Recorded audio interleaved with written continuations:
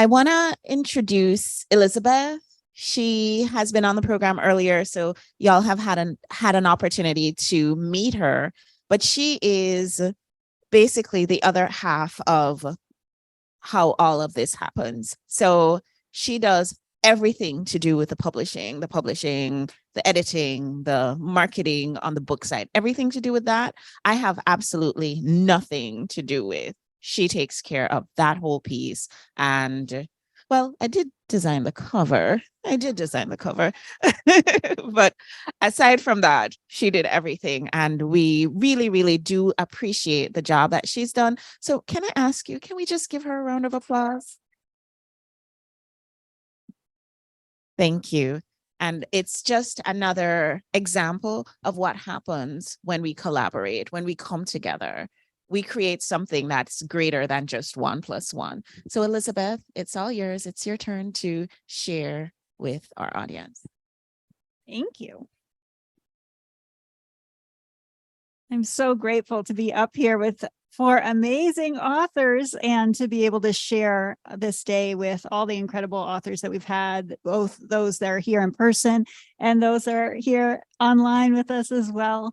And the work that I do is really, it's immense when I read the stories of transformation that people share.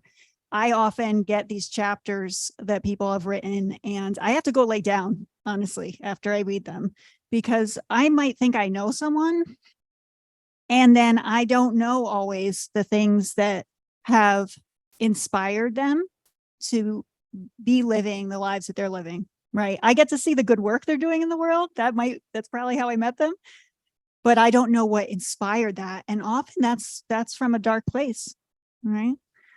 So what we're going to be doing today in our section is really talking about the courage to face this, the finding of our purpose, because that is what our authors here have done. So what we'll be giving each of you a chance to speak.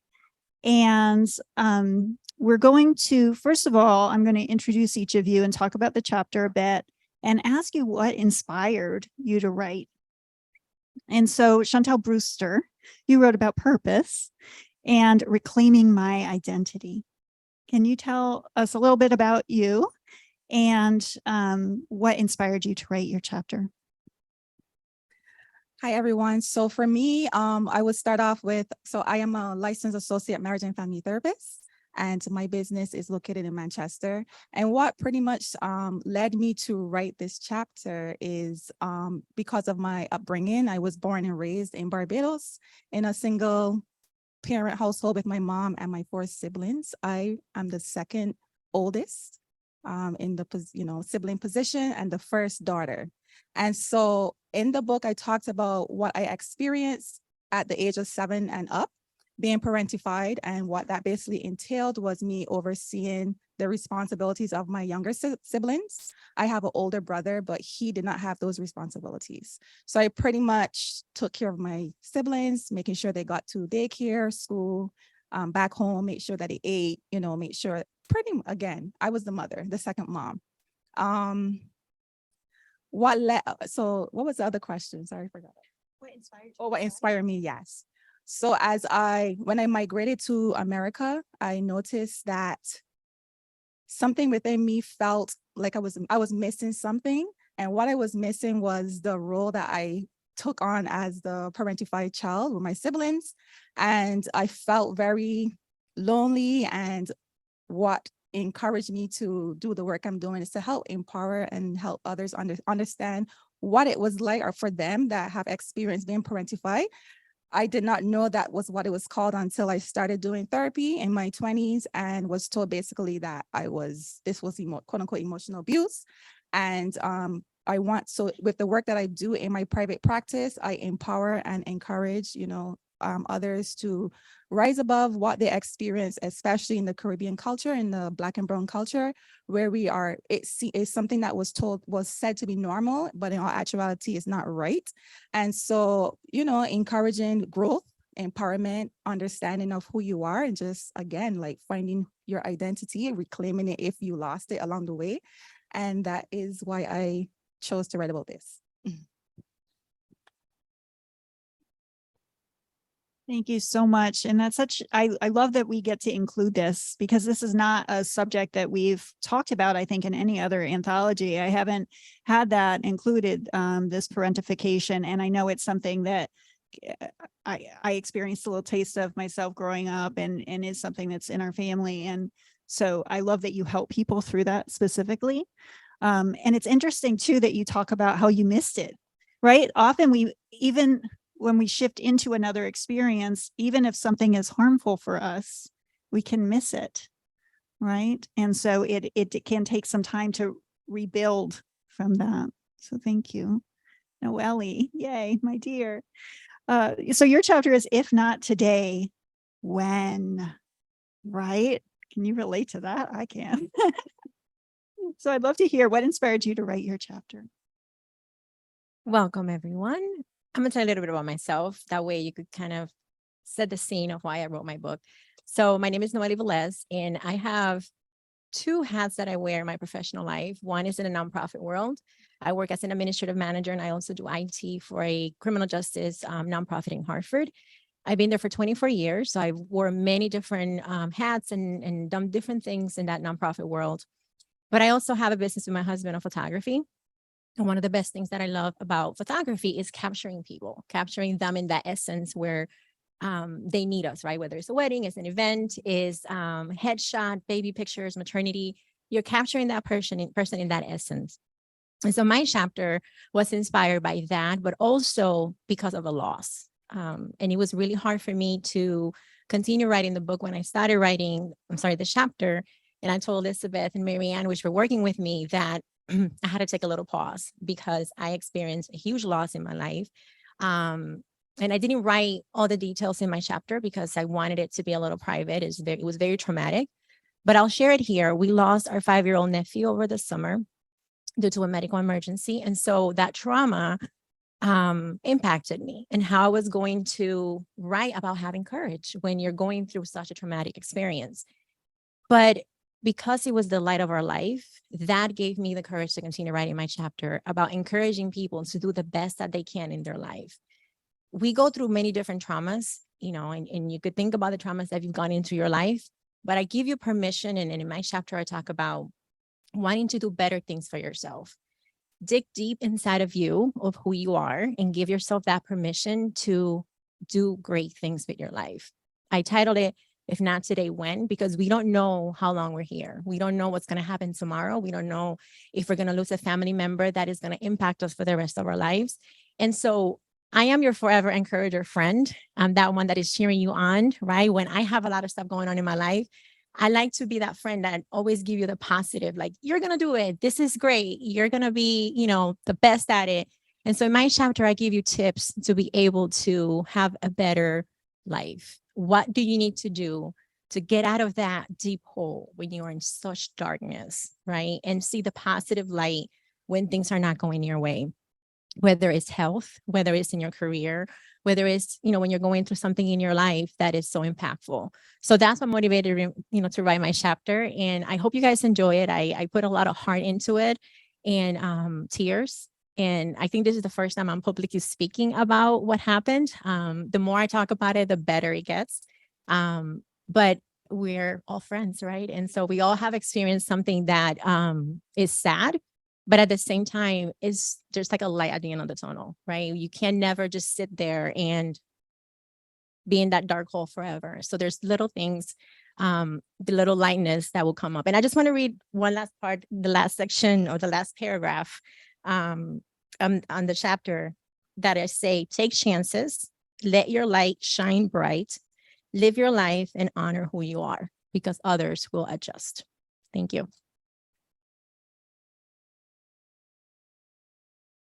And I'm so grateful that you pushed through and wrote. Often the thing that could take us out of, whether it's writing a chapter or pursuing a business or, whatever the thing is, can be the inspiration behind it. So it's beautiful that you demonstrated that. Megan, Chelsea, your chapter is "The Courage to Be." I'd love to hear tell us a little bit about you and also your inspiration. Give me a room of 5-year-olds and I'm like all set, but a room full of adults is another world to me. I am Megan Shelby, the founder of Next Step Education, an education company with a mission to help shift children's whole relationship with learning. It started as a tutoring company, but it's really expanded into building their confidence and their momentum for learning. So I work primarily with K-3, especially around literacy and helping support that. But I think what I wanted to share most today was that when I was a classroom teacher for 10 years and I left August of 2019. I stepped away from the classroom and I thought I can always go back. It'll always be the same. That was not the case. COVID changed everything with teaching and it brought me back to teaching. So at that time, a lot of people started reaching out for support. Can you help us get through the school year, help our kids? And I just sort of started saying yes, saying yes, which helped me build this amazing business that I love and I've become really proud of, but it was something that I didn't really have a blueprint for. And so my chapter kind of talks a lot about how I was such a routine person and I always wanted a 10-year plan and to know exactly where I was going. But building my business has really helped me to see that when we really just be in this moment and choose the next right step, like you were sharing before, that possibility kind of opens up because when we plan for it, we kind of miss it. So that's kind of what I shared in my chapter. Thank you. And yeah, all of us here can relate to the courage that it takes to be an entrepreneur, a business owner, a leader in our field. And sometimes courage, we have to respond to something. You're talking about courage where you're like, oh, I'm stepping into this and it's a choice and it's very unknown. And that takes a lot to do that. So thank you for talking about that. Yeah. Wendy Wolpert.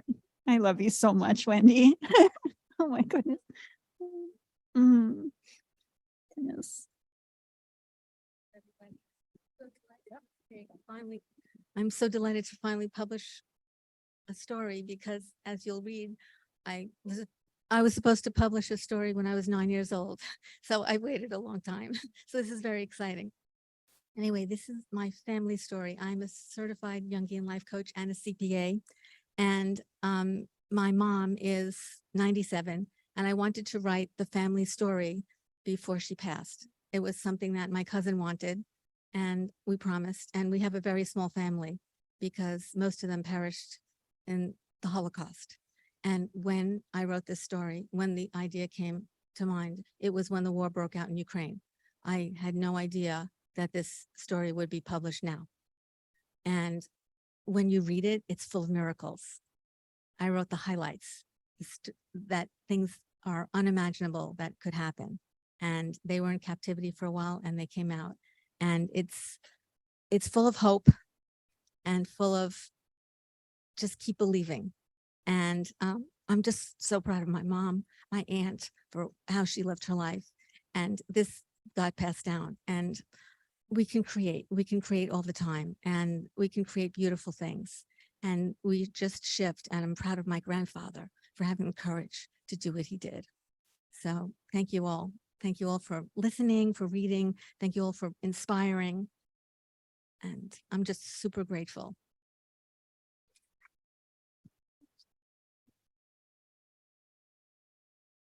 And I think I love what you said about miracles, because that is what your chapter is when you read it. It's the miracles. And if we can, no matter what's going on, I think of what's happening in Israel right now and all of this, right?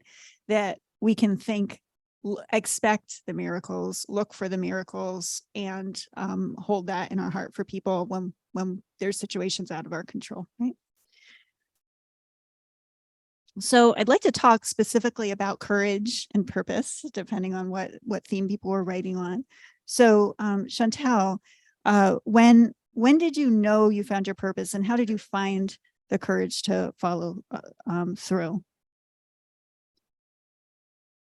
So for me, I would say, okay, so I went into the medical field. That was my first career.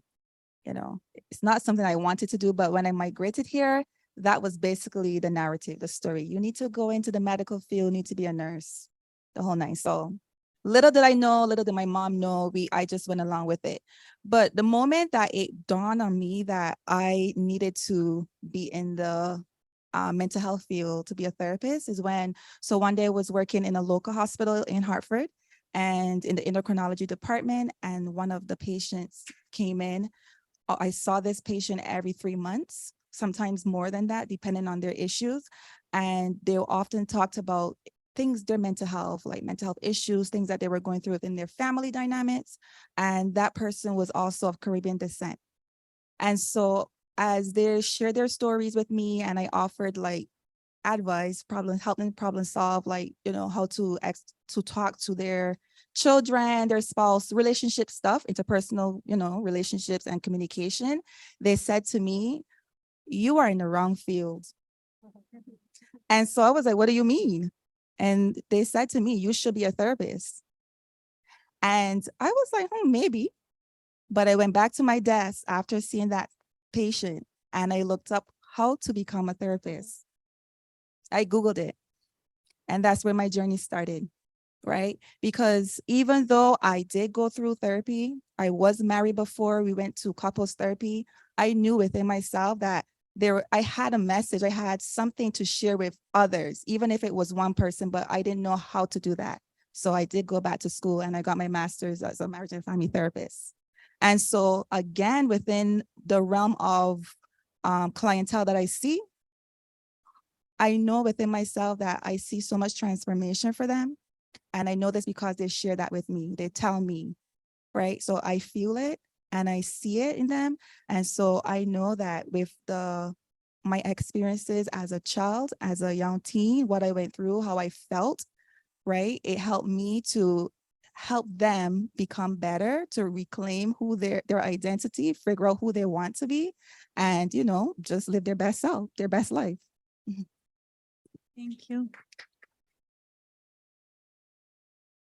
So Noelle, you wrote about courage in your chapter. Can you share about how having courage has made a difference for you in your life? Yeah, to me, it's taking those first steps, right? As women, sometimes we leave whatever we need to do for ourselves last, right? And we take care of everybody else. It's like, okay, my son, my daughter, my husband, my family, my job, and having the courage to be able to do something for yourself is the hardest thing sometimes we have to do. I had a glimpse of where my life was heading with my health, because I had lost a lot of weight at one point, and then I was fit and great, and then life happens, COVID happens, and then you get comfortable, and then you're like, oh, wait a minute, I don't think I like myself like this anymore, right? And it's having the courage, and that's just one thing, right? We could talk about so many different things about having courage about yourself, to make that first step, to just the little baby step. Okay, I want to change this about myself because I don't feel comfortable enough about this, or I want to look a different way, or whatever it could be, right? It's just having the courage to get us started. And I'm forever thankful that I made that decision to be able to feel better about how I looked, to be active. I ran my first half marathon this past Saturday at the Hartford. Thank you. And that was one of the goals that I had. I am not a runner. I don't go out there and run every day, but I'm pretty active. I've been pretty active for the last year, and I've always been doing something, right? But like anything in life, you just, okay, forget it. I'm just going to live my life, right? And it wasn't sustainable. So I wanted something sustainable, and I found it. And I was able to do this half marathon. I was not able to walk a lot afterwards because my legs, and my hips and all that. But you know what? It's okay. I accomplished it. I got it done. And that's another thing that I could check off of how I felt about myself. And that's what I talk about, having courage. Just write something that you've been putting off, right, about yourself and how good it could make you feel. And someone here talked about, I think it was Gail, about dreams and like, how do they feel? How do you feel when you're envisioning yourself with that big dream? And that's the courage that I talk about, being gentle with yourself and making sure that things that you've been postponing are the things that you want to do, and just getting them.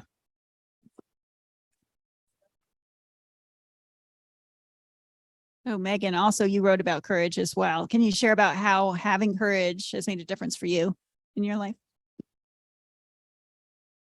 Something I wrote about in my chapter was that I always thought if I didn't see what I wanted to build, or that it was one of two things, that it was either impossible or it was wrong. And I feel like once I had that realization, it's just like opened up so much possibility, because like all the more reason to go create it if it doesn't already exist. Like, it's not that it's impossible, and it's not that it's like the wrong thing to do.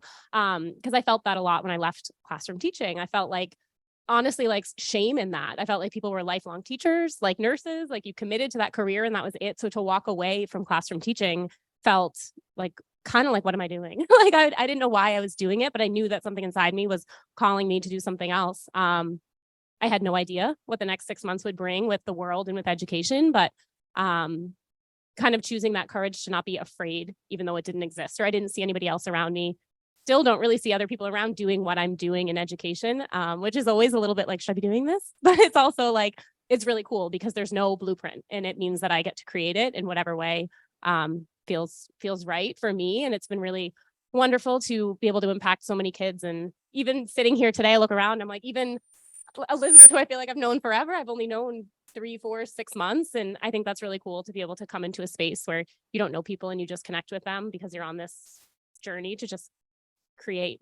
So happy to create with all of you today. And Wendy, when did you know you found your purpose, and how did you find the courage to follow through? For that question. So, yes, I, like the rest of you, I've worn many hats, but you know that you found your purpose when it's a hell yes, that you just have to do this. And when you have to shift your field, literally. So I was a teacher, and my dad was a CPA, and he got sick. He had cancer, and he wasn't going to make it. It was, he worked too hard, and he didn't go to the doctor on time. And so I had to take care of mom. And so I just said, okay, I'm going to shift my field. And I became a CPA. And I basically, when he passed away, I basically took over the finances, and I taught myself how to manage money. I didn't have a degree in it. And the money grew, and it was very sourced, and it felt magical, and it was. And so that's how I knew it was my purpose, because everything flowed, and it worked.